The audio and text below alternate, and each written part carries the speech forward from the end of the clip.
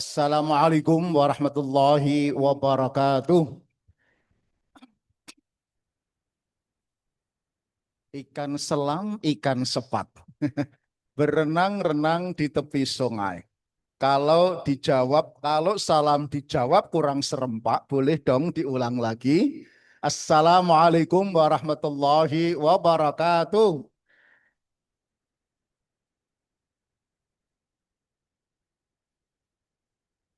Bismillah, Alhamdulillah. Allahumma salli ala Sayyidina Muhammad wa ala ali Sayyidina Muhammad. Yang kami hormati Direktur Utama Bapak Pak Awang, Pak Tolib, Pak Farid, dan para pimpinan serta seluruh karyawan yang berbahagia. Alhamdulillah segala puji bagi Allah yang telah meringankan langkah kita hadir di tempat yang sederhana tapi mulia.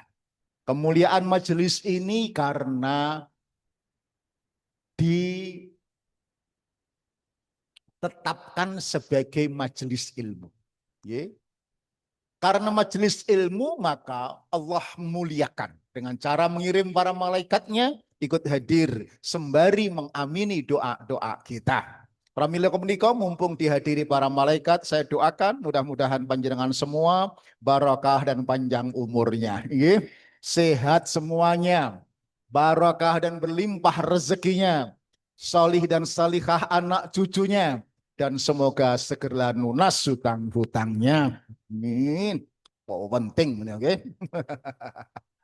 Baik, saya mulai saja.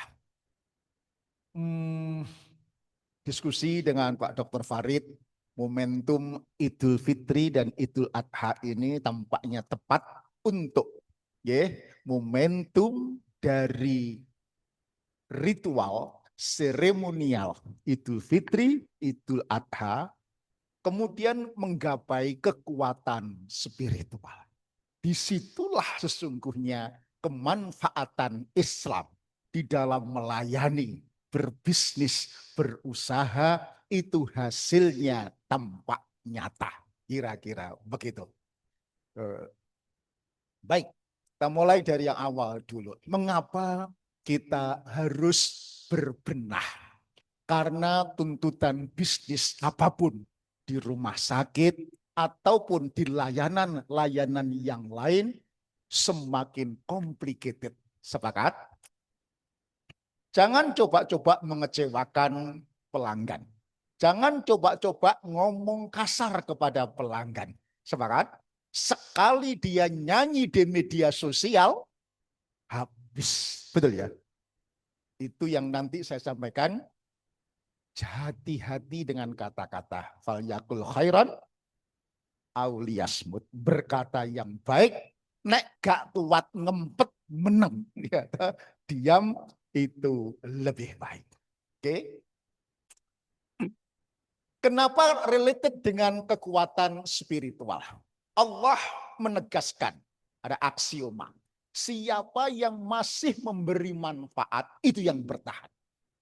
Oke? Rumah sakit selengkap, sehebat, secanggih apapun, kalau tidak lagi mampu memberikan manfaat, hanya janji-janji kosong, ngendika firman Allah, fa amma zabadu fayadhabu jufaan, wa amma ma yanfa'un nas fayamkuthu fil ard. Buih itu akan hilang sebagai sesuatu yang tidak ada gunanya. Omon-omon tok janji gitu, itu akan hilang. Tetapi yang bermanfaat bagi manusia akan tetap tinggal. Nah, kemanfaatan itu related dengan bagaimana sikap spiritual kita di dalam memahami al-Islam ini. Oke, kenapa harus spiritual? Wabil khusus momentum Idul Fitri atau Idul Adha yang sebentar lagi kita lewati.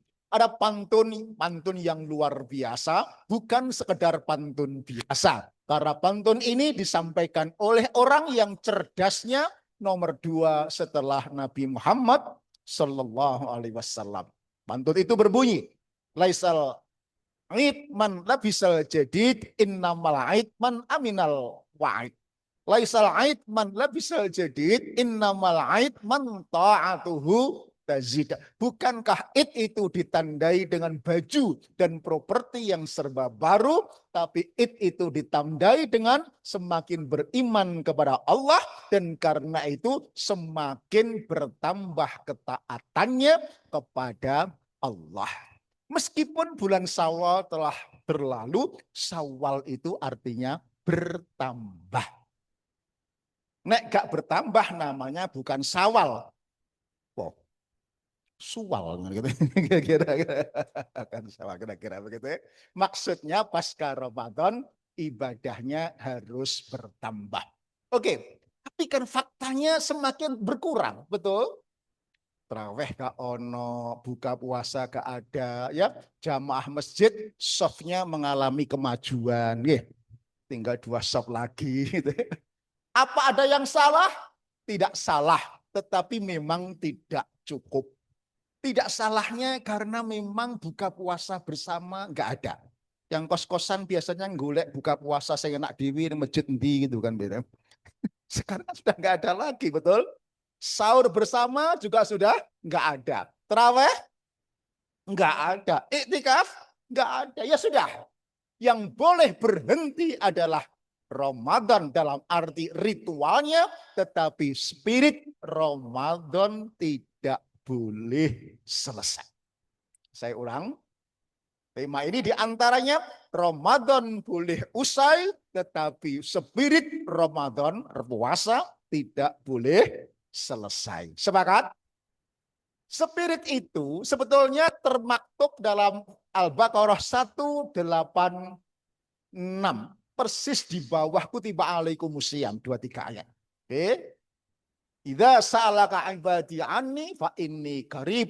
Apabila hambaku bertanya tentang aku, katakan Muhammad, aku hadir pun dekat. Oke. Apa maksudnya kehadiran Allah? Spiritual itu adalah kemampuan atau kompetensi menghadirkan Allah. Tidak hanya ketika panjenengan di masjid atau di musola waktu iktikaf. Tidak hanya ketika Anda umroh atau puasa. Tapi Allah hadir di mana saja, kapan saja, sedang apa saja. Ketika di keluarga, di jalan raya, ataupun ketika bekerja. Sepakat? Allah hadir. Nek bahasa sak mangke, Allah as a hidden stakeholder. Pernah dengar? Sekarang di manajemen kita hanya dikenalkan dengan primary stakeholder dan secondary stakeholder. Stakeholder itu yang Anda harus layani permintaan tuntutannya. Primary stakeholder siapa? Ada yang tahu? Primary stakeholder? Pemegang saham. Apa lagi? Karyawan. Siapa lagi? Pelanggan. Betul? Ada secondary stakeholder, layer kedua yang harus Anda layani. Penuhi permintaannya. Satu, pemerintah. Yang kedua, media. Ya. Ketiga, masyarakat. Nah, itu teori manajemen yang umumnya.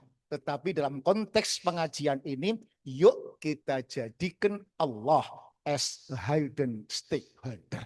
Stakeholder yang gaib, ya, yang tersembunyi, yang kalau pemerintah pemegang saham kita turuti dividennya, apalagi ya, ke karyawan kita turuti gaji dan hak-haknya. Oke, karyawan pelanggan kita cukupi layanannya, Allah kita cukupi, kita minta ridhonya. Tanpa itu ibadah Anda akan percuma. Tanpa itu tidak ada yang menjamin panjenengan untuk masuk surganya Allah. Dapat gaji? Dapat. Tapi ridho Allah ya enggak dapat. Kenapa? Lo gak diniati. Ya, gak diniati. Ibu, Bapak, maksud saya podo-podo capeke, podo-podo kerjone, podo-podo gajine. Betul? Halo? Sepakat ya? Satu, diniati Allah as hidden stakeholder. Yang kita mintai ridhonya. Yang kedua, lupa menempatkan Allah sebagai stakeholder kita. Beda apa beda? Podo capek, beda hasilnya. Sekali lagi, kalau kita seluruh kegiatan di rumah sakit, capek Anda, kesel Anda, diomeli pelanggan, dimarahi pimpinan, itu ada harapkan ridho dari Allah. Bukan tidak mungkin ini menjadi wasilah Anda untuk masuk surga. Sepakat? Masih ingat kemarin materi pertama. Kenapa saya selalu menegaskan spiritual? Masih ingat ya? Kenapa rata-rata keislaman kita itu hanya ritual only. Spiritualnya masih minimalis. Oke. Ngapunten Ibu, Bapak, saya bukan menuduh, tetapi sekali lagi ini riset oleh dua orang profesor dari George Washington University bertitel How Islamic Are Islamic Countries. Bagaimana nilai-nilai Islam diterapkan dalam masyarakat berbangsa bernegara. Dari Al-Quran dan Sunnah diambil value nilai-nilai Al-Quran yang universal. Islam itu harusnya jujur, disiplin, profesional, apalagi melayani, apalagi tepat waktu, apalagi bersih, ngantri, senyum, disiplin, apalagi sembarang nilai baik, ada 100 nilai. Lalu dipakai untuk memotret 208 negara. Negara mana yang perilakunya paling cocok dengan nilai Al-Quran tadi, lalu di ranking. Rankingnya namanya An Economic Islamicity Index. Masih ingat? Ternyata ranking tertinggi paling cocok adalah Selandia Baru, Luxembourg, Ireland, Iceland, Denmark, Finland. Indonesia ranking 105.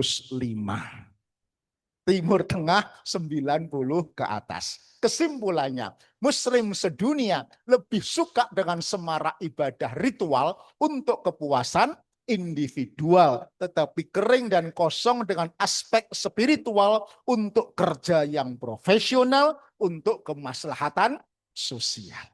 Bahkan istilah Dr. Abduh itu begini, Pak Dr. Awang. Saya melihat umat Islam itu di Timur Tengah, di Indonesia. Tapi saya melihat, perilaku Islam itu ada di Eropa, ada di Barat. Paham maksudnya? Saya melihat orang Islam itu ada di Timur Tengah, di Indonesia. Tetapi perilaku Islam, Quran ada di Barat. Yang maju ternyata, yang memaknai Islam pada konteks spiritualnya, bukan hanya aspek ritualnya saja. Sepakat? Puasa itu ritual. Untuk puasa, mak-mak mempersiapkan seminggu sebelumnya, kulkas penuh semuanya. Betul? Bapak-bapak 10 hari terakhir, semangat untuk mengakhiri puasa. Ritualnya luar biasa. Jamaah 5 waktu neng masjid. Boleh sebentar, masjid lagi. Pokoknya sobo di masjidan. Kupluan, gak uli-ulian. Ngalor ngidul sarungan. Kadang lali gak kadoan. Saking semangatnya. Giliran selesai puasa, spirit Ramadan hampir tidak kelihatan tampak nyata. Oke, sepakat ya? Lanjut sedikit. Saya ulangi ini dulu. Oke, ini dulu. Ritual itu tidak dipertentangkan dengan spiritual, bukan berlawanan. Tetapi, Dr. Awang, seperti dua sisi dari koin mata uang. Ritual, spiritual. Oke?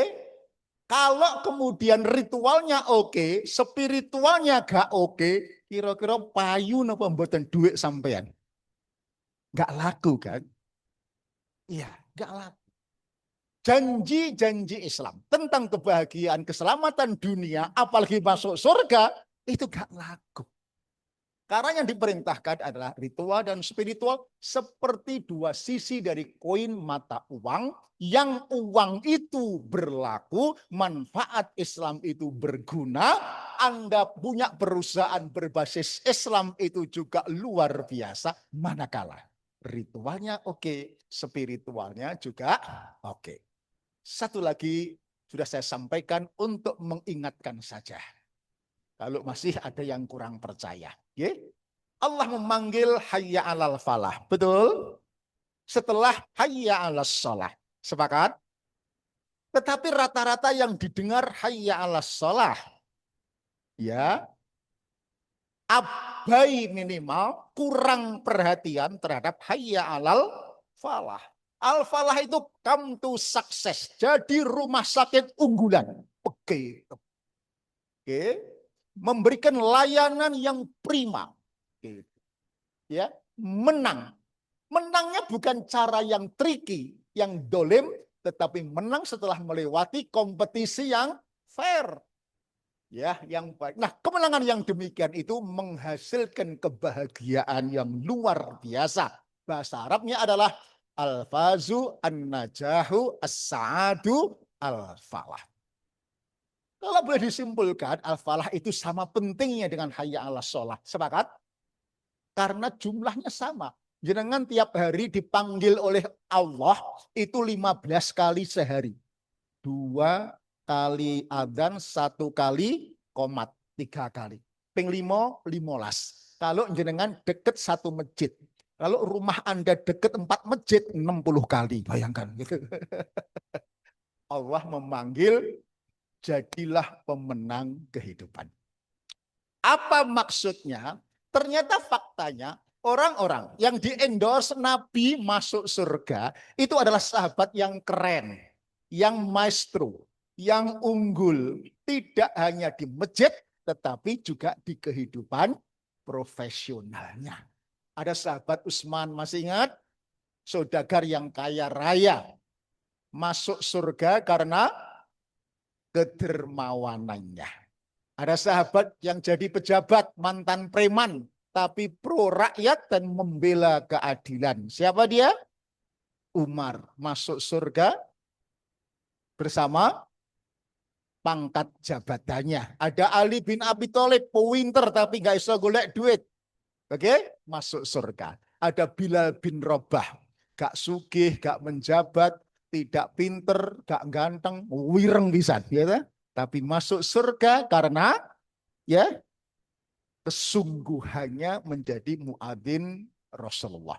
Tegasnya, ibu, nyun sewu, ibu-ibu yang di pintu boleh maju di pintu biar yang belakang nanti atau nyun sewu, ibu-ibu yang di sini berkenan maju biar gak lompat-lompatan. Saya hentikan sejenak, enggak apa-apa. Mohon ibu-ibu yang depan ini maju, agak maju dikit biar yang belakang bagian tempat. Biar nanti ada kesempatan, betul. Moga-moga agak maju lagi.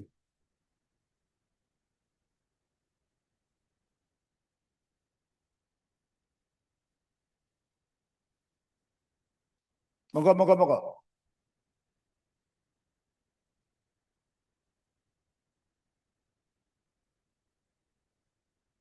Ah,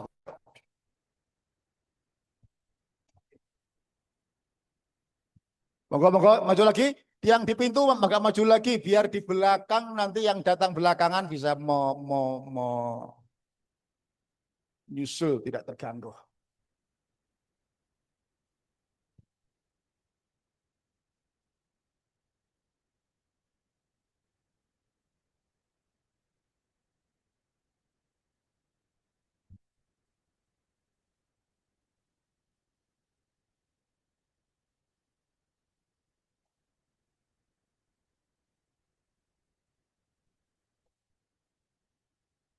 Alhamdulillah. Monggo ibu maju lagi, ibu maju yang baru datang maju.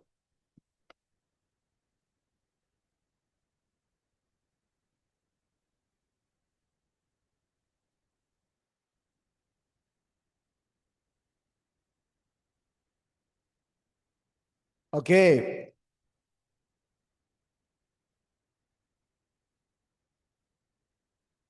Maju-maju. Yang paling depan pahalanya seperti menyembelih kurban sapi. Yang paling belakang telur.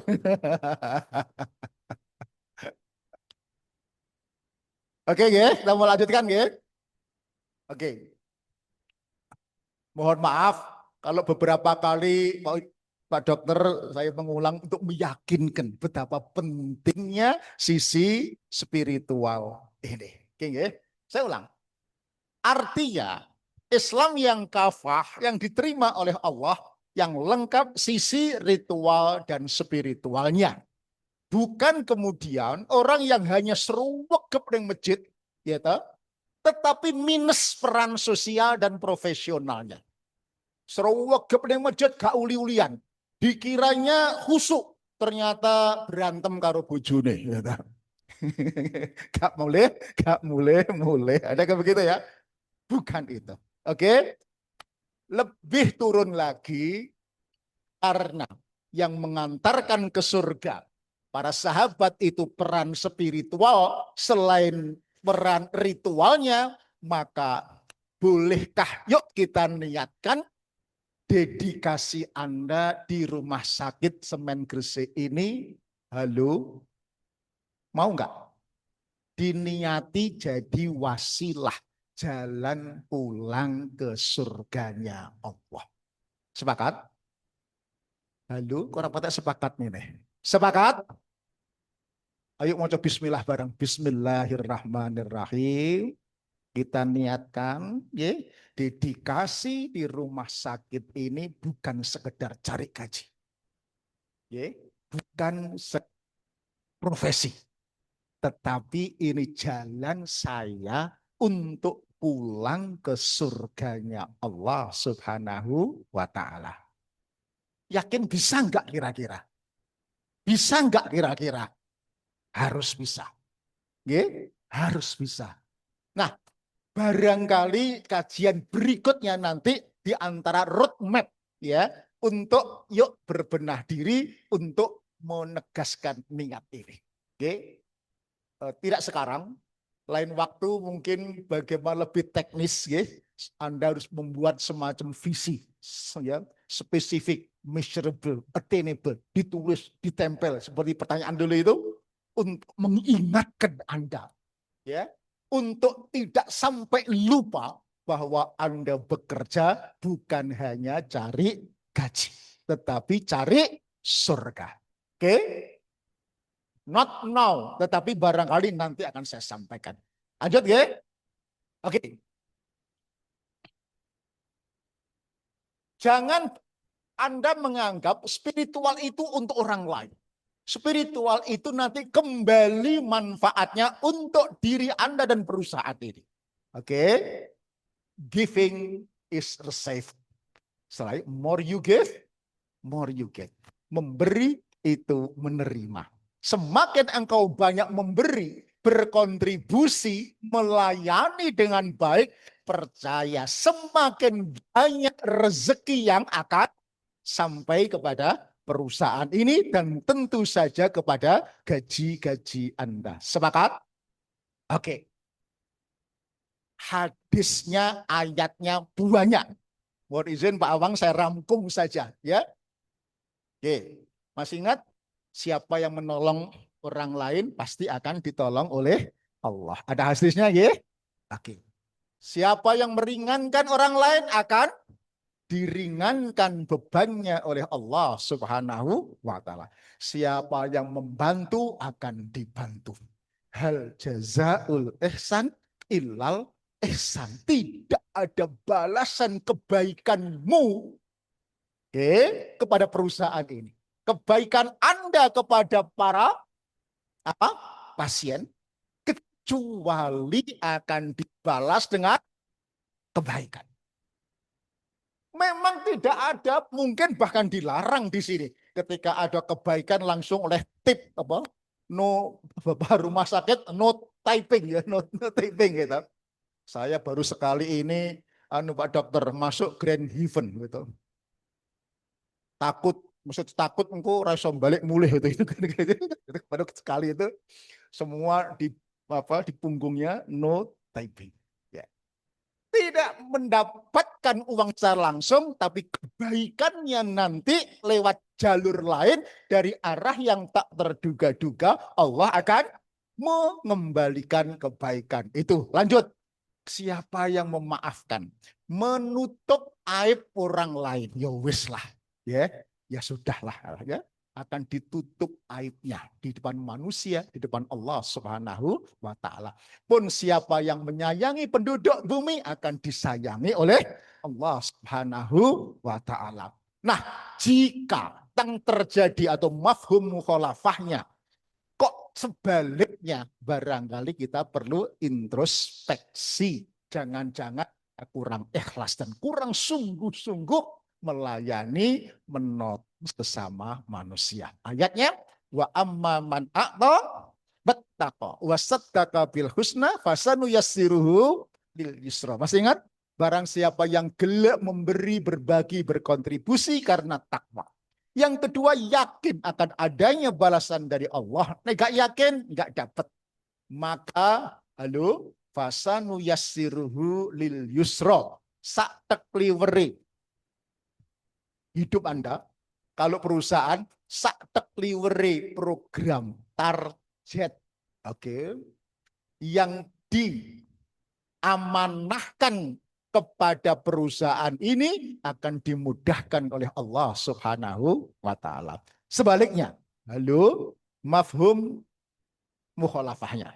Wa amma mam bakhila wastaghna. Barang siapa yang pelit, kemarin hitung-hitungan, memberi berbagi. Lalu sombong, membanggakan diri. Wakadzdzaba bil husna, dan tidak yakin akan adanya balasan dari Allah, maka fasanuyassiruhu lil usra. Sak tekliwere usahamu pun perusahaan ini akan sulit, sulit dan sulit. Sepakat? Oke, lanjut. Tadi baru pengantar, ini baru isi. Kok 3/4 jam gitu. Ini baru masuk isinya.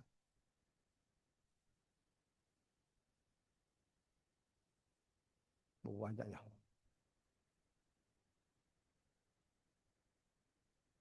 Oke. Ini slide yang kemarin waktu halal bihalal di pimpinan saya sampaikan. Apa kontribusi al-husna, kebaikan-kebaikan yang pantas untuk dikembangkan, yang baik bagi perusahaan dan bisa mengantarkan Anda ke surga. Alladzina yunfiquna fis sarra wad dharra wal kadhiminal ghaidha wal 'afina 'anil nas wallahu yuhibbul muhsinin.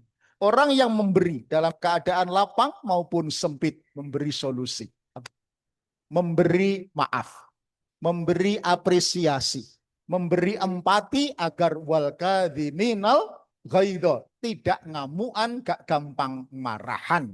Itu akan dibalas oleh Allah pasti, ya. Kebaikan dan kebahagiaan. Oke? Nah, uraiannya kira-kira seperti ini.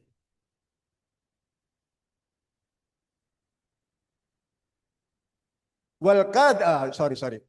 Yunfikuna fis-sarra wad-dharra, memberi dalam keadaan lapang maupun sempit, memberi pertolongan bagi yang sakit, ya, bagi kemudian yang tertindas bencana alam bagi Sumatera, ya, maka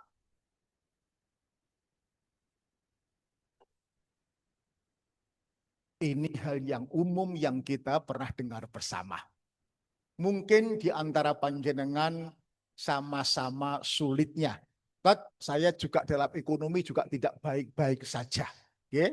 Sudah usaha berbisnis macam-macam, tetapi ya itu sing tuku gak teko-teko, sing teko gak tuku-tuku, gitu. Delok tok gitu ya. Maka jangan berhenti berbuat baik. Gunung tak harus serba tinggi, yang penting ada apa dewanya. Sungai tak harus serba dalam, yang penting ada naganya. Hutan tak harus serba lebat, yang penting ada harimaunya. Manusia hidup, Bapak Ibu, tak harus serba hebat, yang penting banyak manfaat. manfaatnya. Khairun nas anfa'uhum linnas. Baik-baik manusia adalah mereka yang paling bermanfaat kepada sesama manusia. Oke. Memberi dalam arti yang lain, yaitu simpati, memuji, mengapresiasi, menghargai. Oke, Ibu, Bapak, siapapun suka dipuji. Sepakat?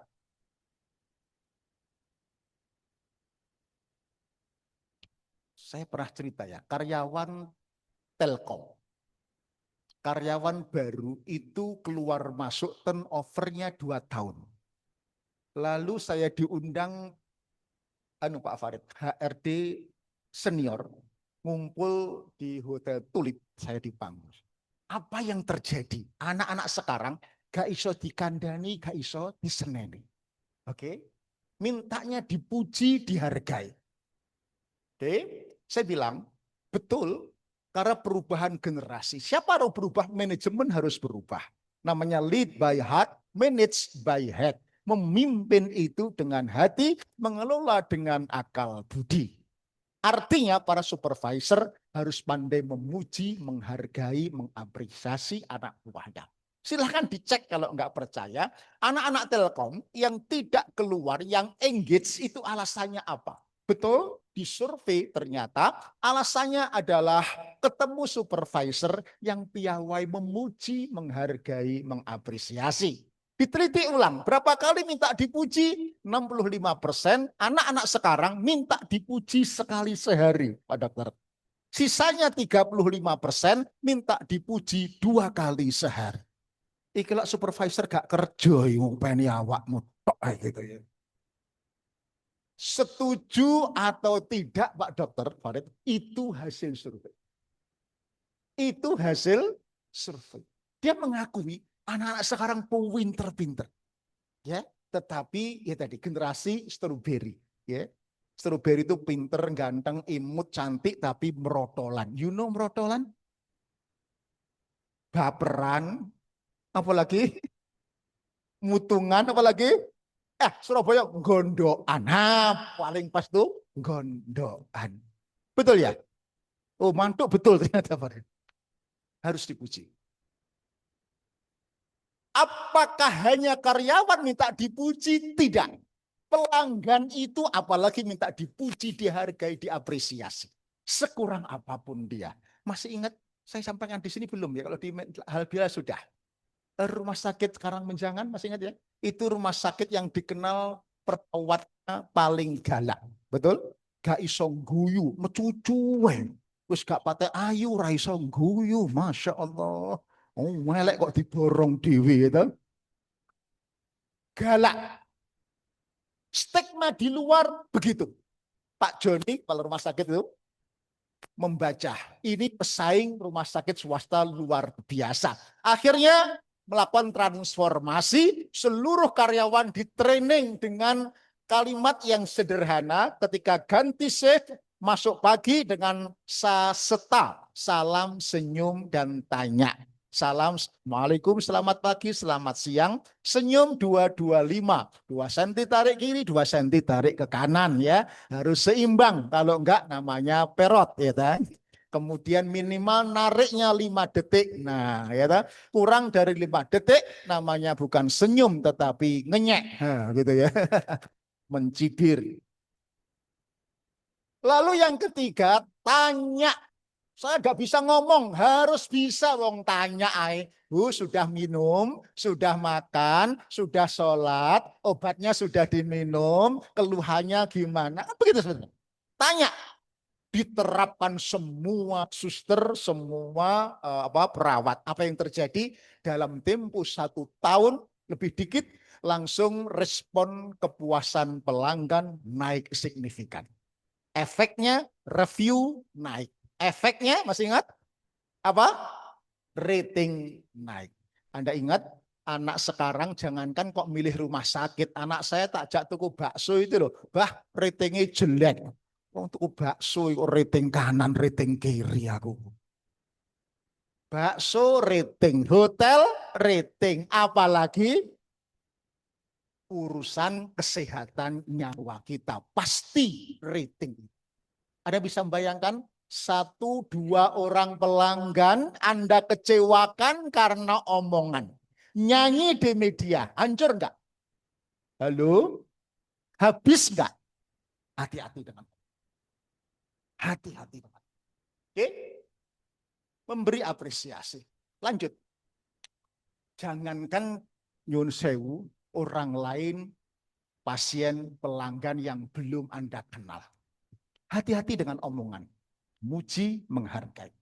Sedangkan suami istri, halo, ya, suami istri yang Anda cintai telah gumbul bertahun-tahun bisa rusak gara-gara satu kalimat. Hati-hati. Kadang-kadang para bapak waktu emosi satu kalimat. Wong wedok ki sapa. Pernah dengar yang begitu? Wong wedok ki sapa? Habis enggak? Habis. Artinya sayang, kasih sayang, bonding yang sudah sekian tahun itu bisa. Nyun sewu, ibu-ibu juga hati-hati. Satu kata bisa menghabiskan amal baik Anda, kerepotan, kecapean Anda selama melayani suami dan mendidik anak-anak. Satu kata, apa itu? Selama menikah dengan kamu gak pernah bahagia. Halo, ada yang ngomong begitu? Ada yang ngomong begitu? Itu amal baik Anda hilang semuanya. Kenapa? Karena kufur nikmat. Betul. Karena kufur nikmat. Anehnya Pak Dokter, ngomong kayak begitu itu anak 6. Lagi begitu. What's going on? Gitu. Ya Allah. Ngomong gak tahu bahagia, mau anak mana, metang-metang bolak-balik. So, maksud saya paham ya, saya. Hati-hati dengan ngomong. Kalau gak bisa ngomong yang baik, faliyakul khairan. Ibu, jangan dibilang bahwa ini untuk orang lain. Enggak, ini untuk Anda sendiri. Orang yang ngomongnya baik, kamu mudah mendengar, tidak menguasai forum. Betul? Ya, wise, tidak menyalahkan, tetapi langsung saklek. Saya setuju dengan panjenengan. Tapinya itu saya tidak setuju. Mohon maaf.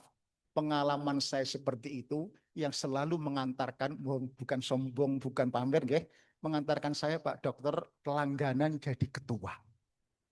Ya, ketua di yayasan, baru masuk nggak sampai 2-3 tahun di pabrik kertas, saya kemudian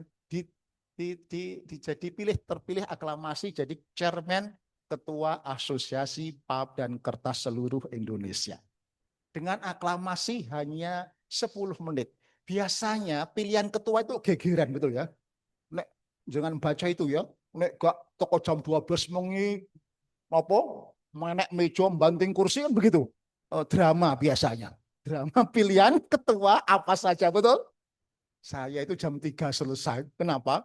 Bagaimana kalau ketuanya Pak Misbah sudah setuju? Setuju. 10 menit jam 3 sore tutup rapatnya. Kenapa begitu? Mendengar, ya, tidak menyakiti. Ya. Kalau bicara yang wise, yang bijak. Ya. Tidak hanya di rapat, Anda di RT. Pernah saya ceritakan belum ya? Saya ketua RT. Terima kasih. Oke. Ada warga depan rumah saya notaris. Oke. Kalau pulang dari luar kota, dari Malang, waktu itu bawa oleh-oleh tempe sama jeruk. Ya, saya WA tidak hanya terima kasih Ibu, terima kasih rodok panjang kali lebar kali tinggi. Bu, kok ngerti nek sampean aku suweneng tempe, apalagi tempe Malang, Bu. Aku tidak dimasak ke istri, lauk soto, rawon, bakso sembarang apa kudu ana tempe nih. Nek gak ana tempe goreng gak sah. Wah, makasih Bu, senang ngerti kesuka aku. Matur nuwun ya, terus panjang lebar. Ibu itu kemanapun sekarang dia pergi selalu eling Pak RT. Betul? Neng Lumajang bawa pisang tanduk, kesarangan beli sambal pecel sama kerupuk, betul? Baru 1 orang. Kalau warga 50 orang begitu semua, kan belonjone Pak RT bisa menghemat, betul? Paham? Ini kisah nyata. Bu Yati depan rumah saya, Bu Yati Ningsih itu. Ya, maksud saya Ibu, modalnya apa? Halo, modalnya apa? Hanya gratis. Anda sopan menyampaikan terima kasih, memuji, menghargai, mengapresiasi. Sepakat? Nyun sewu, hari ini hal ini penting. Bukan hanya ini urusan teladan Nabi. Masih ingat ya, Nabi sangat piawai memuji tetangga, anak maupun istri. Masih ingat? Nabi memuji istri dengan panggilan ya Humairah, wahai yang pipinya merah delima. Betul? Mak-mak zaman now pipinya dimerah-merah dengan blush on. Kadang-kadang kemerahan, kadang-kadang gak roto pisan gitu. Kadang-kadang merahnya bukan merah delima, tetapi merah buah naga gitu. Tetapi sedihnya nggak pernah dipuji sama suaminya. Kasihan deh lu gitu-gitu. Apa sih sulitnya memuji orang-orang yang sudah berjasa kepada kita? Istri, suami, anak-anak. Maka kemarin saya sampaikan bagi Anda Bapak Ibu yang tak mau kehilangan anak kandung yang membanggakan. Bagi para pimpinan yang tidak mau kehilangan anak buah yang hebat-hebat. Ada mungkin guru tak mau kehilangan anak didik yang pintar-pintar. Jangan pelit memuji, menghargai. Lead by heart, manage by head. Memuji dengan hati. Ya, memimpin dengan hati, menghargai dengan akal budi. Masih ingat, jangankan ke atasan bawahan. Saya dengan Pak Dahlan itu sudah bukan anak buah lagi. Oke, masih ingat? Tetapi saya loyal kepada Pak Dahlan. Saya menganggap Bapak leadership saya sampai sekarang karena beliau care, memuji, menghargai. Care-nya bukan memuji, tetapi lebih tepat sering dimarahi tapi karena sayang, karena mama, mak boleh marah, yang tidak boleh marah-marah gitu. Marah itu masih dengan hati, kalau sudah marah-marah biasanya dengan emosi. Sepakat? Kembali memberi simpati kepada tetangga, kepada anak buah, kepada pasien apalagi, kepada orang-orang terdekat dengan kita, itu nilainya tinggi. Rasulullah mencontohkan, sayangnya hari ini banyak orang yang mengabaikan. Oke, lanjut.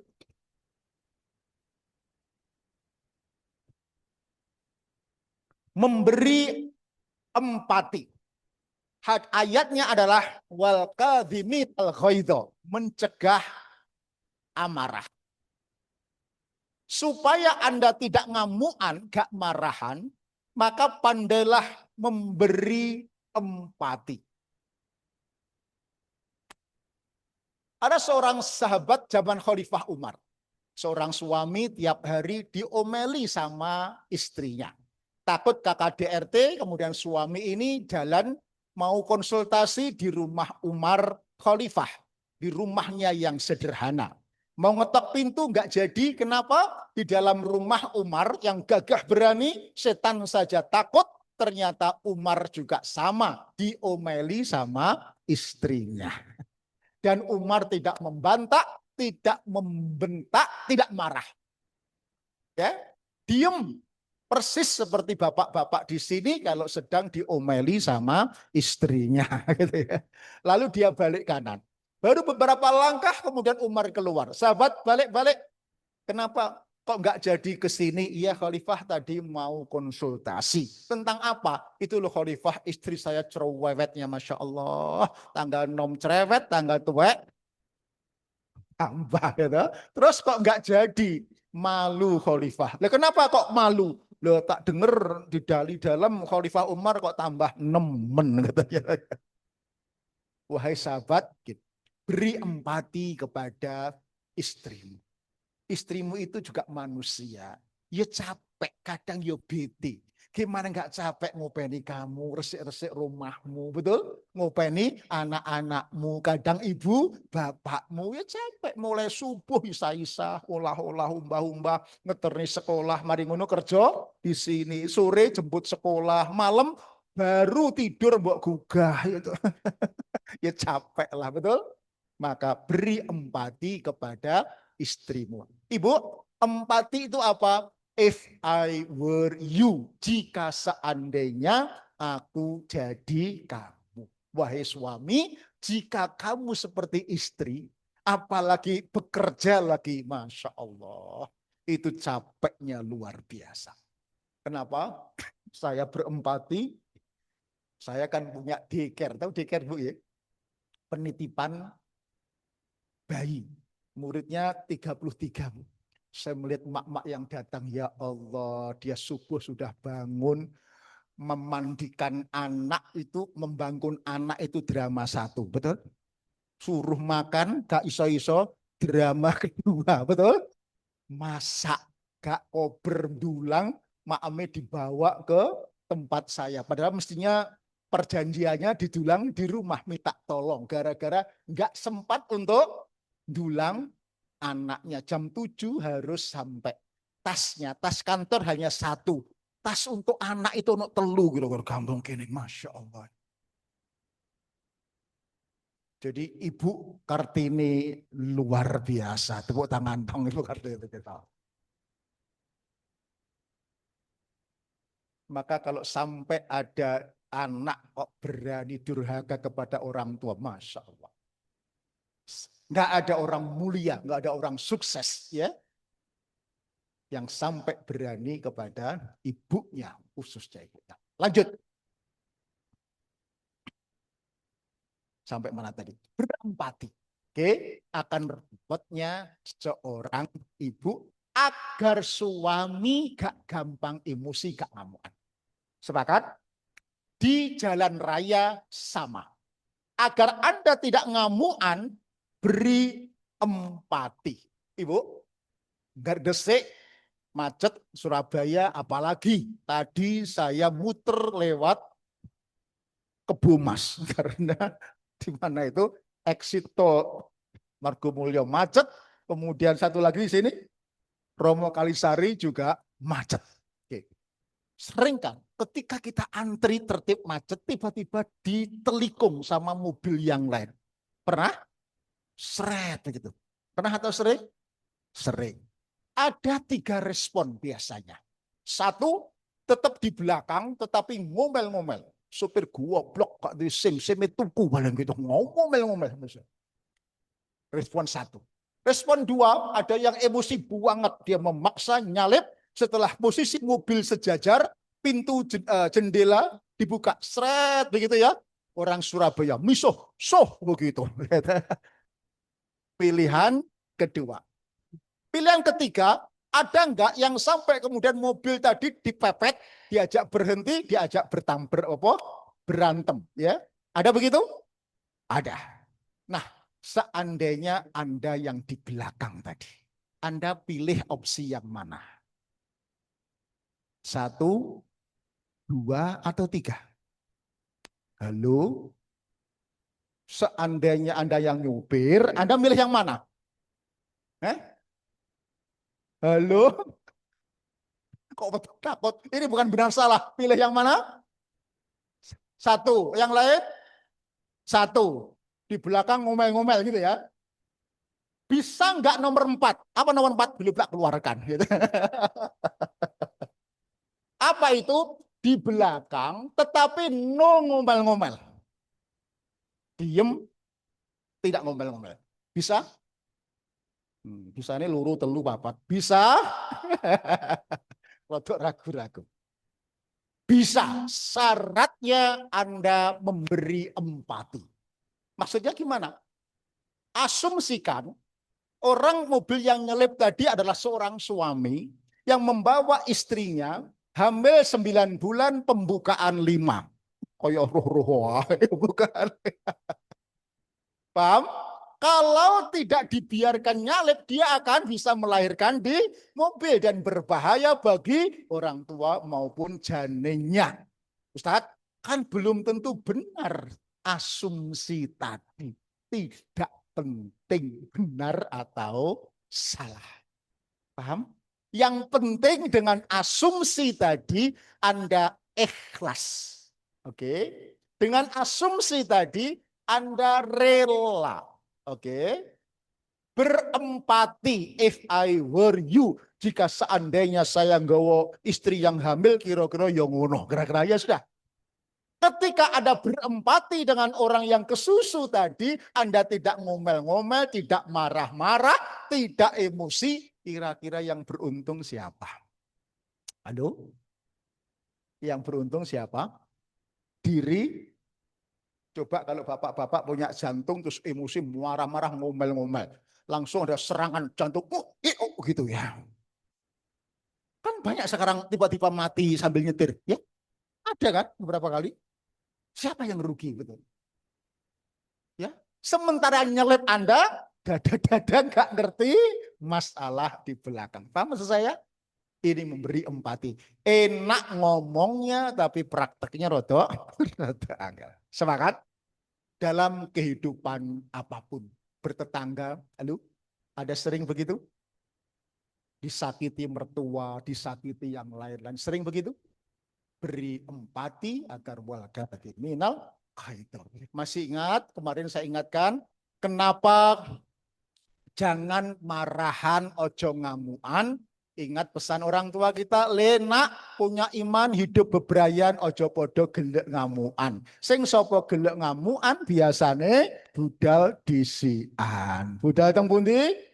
Kuburan. Survei membuktikan laki-laki harapan hidupnya lebih pendek ketimbang wanita. Betul? Karena satu, laki-laki suka ngamuan, suka marahan. Dua, karena laki-laki terlalu sering diomeli sama istrinya.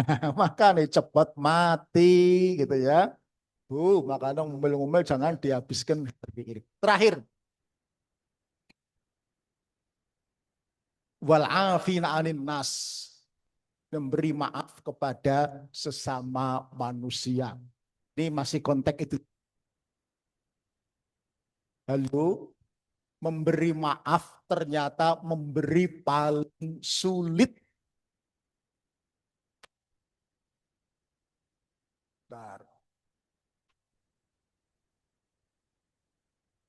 Memberi paling sulit. Kenapa? Karakter dasar manusia itu membalas. Ada kan? Mbok iya dimaafkan, enak aja. Ya, balas dulu dong, baru minta maaf. Ada yang begitu? Halo? Oke. Sejarah umat manusia itu diwarnai dengan balas-membalas. Raja dengan raja, sultan dengan sultan, betul? Kaisar dengan kaisar, mati anaknya menuntut balas, mati lagi anaknya menuntut balas. Sampai terakhir cerita Jawa, Ken Arok membuat keris namanya Empu Gandring, membunuh berapa turunan? 7 turunan dengan spirit balas dendam, betul? Oke. Itu karakter dasar manusia tanpa agama. Yang kedua adalah tidak membalas, disakiti tidak membalas, tetapi tidak bisa memaafkan.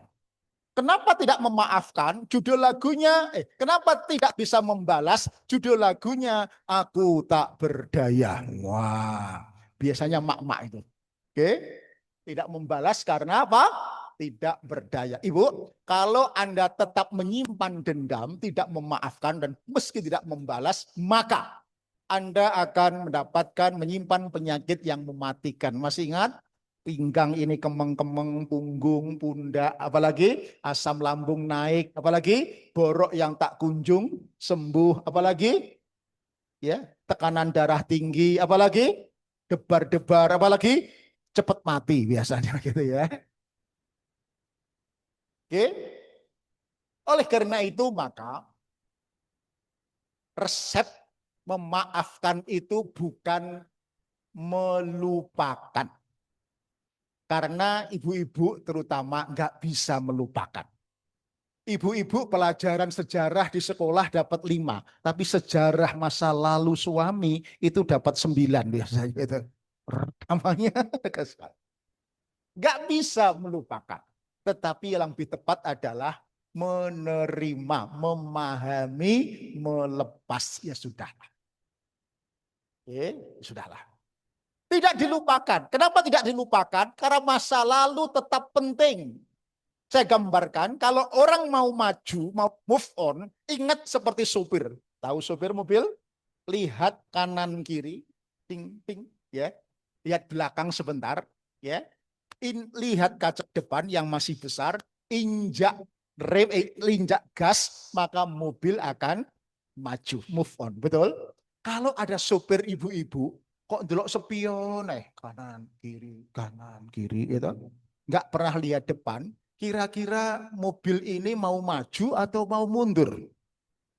Mau maju, mau atret? Ibu-ibu ngomong masa lalu, biyen awak, ya kan biyen gitu ya. Iku anakmu nakal kayak bapak biyen gitu. Wah, masa lalu terus yang diungkapkan. Kira-kira keluarga ini mau maju atau mau bubaran, mau mundur? Halo?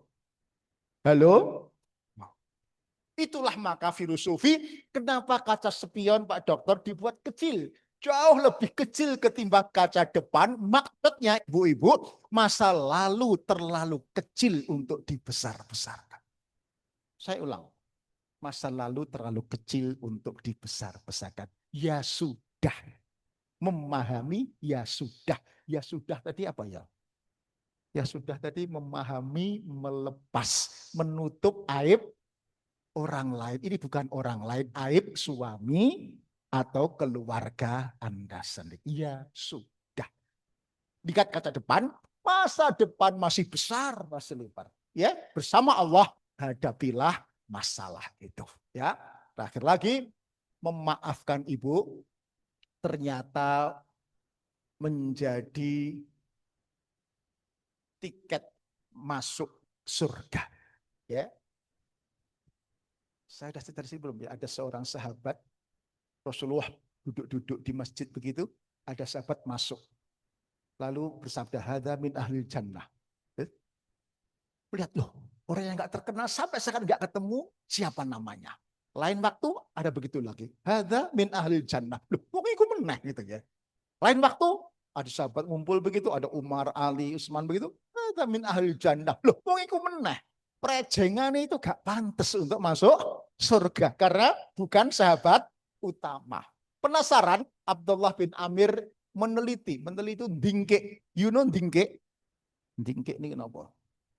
Amalan apa yang membuat si fulan itu dianggap masuk surga? Dia pura-pura kemalaman untuk bermalam di rumahnya si fulan. Apa? Dia semalam nggak tidur, dingke mau ngintip. Malam tahajudnya ngaji istighfar. Ternyata nggak ada yang spesial, nothing spesial, biasa-biasa saja. Diperpanjang nginep sampai 3 hari, nggak ketemu keistimewaan ibadah si fulan. Karena bingung sebelum pulang baru dia ngaku. Wahai fulan, saya ke sini sebetulnya tidak kemalaman. Terus saya dingkek meneliti amalan apa yang membuatmu, kata Nabi, masuk surga. Loh, saya nggak arti apa-apa itu. Nggak ada nothing spesial. Akhirnya coba dieling-eling apa? Ibu ternyata mengaku apa amalan si fulan tadi setiap hari sebelum tidur. Halo Ibu, setiap hari sebelum tidur. Dia ingat-ingat seharian siapa yang menyakiti, yang menyalahi, yang boncekno tadi. Malam itu tanpa diminta dia maafkan. Bisa? Halo, bisa? Setiap hari. Siapa yang menyakiti? Biasanya yang menyakiti ya orang-orang paling dekat sekitar kita. Betul? Negak suami, ya anak, ponaan, morotuwo, ya apalagi ya gitu ya. Ya, udah. Malam itu tanpa diminta ikhlas dia maafkan. Tiap hari, Bu. yang membuat dia masuk surga. Yang kedua, dia pedagang di pasar, sebelum pulang ketika dagangannya habis, dia berdoa mudah-mudahan orang-orang sepasar laris manis segera pulang ketemu keluarganya. Enggak ada iri, enggak ada dengki, memaafkan tanpa diminta. Rasulullah menyebut hadza min ahlil jannah. Gampang apa susah? Halo? Sulit apa gampang? Ora patek PD. Gampang apa gampang? Mudah-mudahan kita dimudahkan oleh Allah untuk menjadi orang-orang yang apa tadi? Wallahu yuhibbul muhsinin, orang-orang yang baik seperti ini. Kesimpulannya Ibu, kebaikan yang saya ceritakan bukan untuk orang lain. Berdampak langsung kepada kesehatan Anda, kepada rezeki Anda, kepada kebaikan keluarga Anda. Sepakat? Kalaupun tidak kembali ke Anda, kembali ke cucu-cucu Anda. Saya di kampung, Pak Dokter, sama dengan Pak Dahlan, kalau di kampung itu tidak dikatakan misbah itu sukses, enggak. Misbah Pak Dan sukses itu karena nampak tilas kesalehan almarhum orang tuanya. Paham? Jadi saya sukses, Pak Dahlan sukses itu bukan hebatnya saya. Kesalehan almarhum orang tua kita. Barangkali Pak Tolib, Pak Awang juga memahami itu. Ya? Jadi kita itu bukan siapa-siapa. Selanjutnya kalau Anda saleh, maka anak cucu kita juga akan dimudahkan jalan hidupnya. Yakin? Halo, yakin? Nek gak yakin, gak tembus. Kita akhiri atau ada pertanyaan? Nah, persis 1 jam, kelihatannya gak ada. Auranya sudah aura mau pulang kayaknya itu. Baik, kita akhiri dengan doa Al-Fatihah.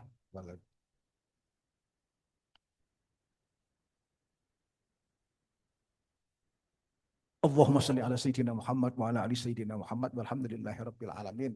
Hamdan kathirin, hamdan na'imin, hamdan yuafi na'amahu wa yukafi'u mazidah. Ya Rabbana lakal hamdu kama yanbaghi li jalali wajhika wa 'azimi sultanik. Allahumma barik lana fi umrina, Allahumma barik lana fi amrina, Allahumma barik lana fi rizqina, Allahumma barik lana fi ahlina wa dhurriyyatina. Ya Allah, Allahumma barik lana fi rumah sakit Semen Gresik, bagian dari ikhtiar dan usaha kami ya Allah. Rabbana hab lana min azwajina wa dhurriyyatina qurrata a'yun waj'alna lil muttaqina imamah. Rabbi ja'alni muqimas shalah wa min dhurriyyati rabbana wa taqabbal du'a. Rabbana atina fid dunya hasanah wa fil akhirati hasanah wa qina adzabannar wa adkhilnal jannata ma'al abrar ya aziz ya ghafar ya rabbal alamin. Subhana rabbika rabbil izzati amma yasifun wa salamun alal mursalin walhamdulillahi rabbil alamin. Walafu minkum, kita akhiri dengan hamdah. Assalamualaikum warahmatullahi wabarakatuh. Assalamualaikum warahmatullahi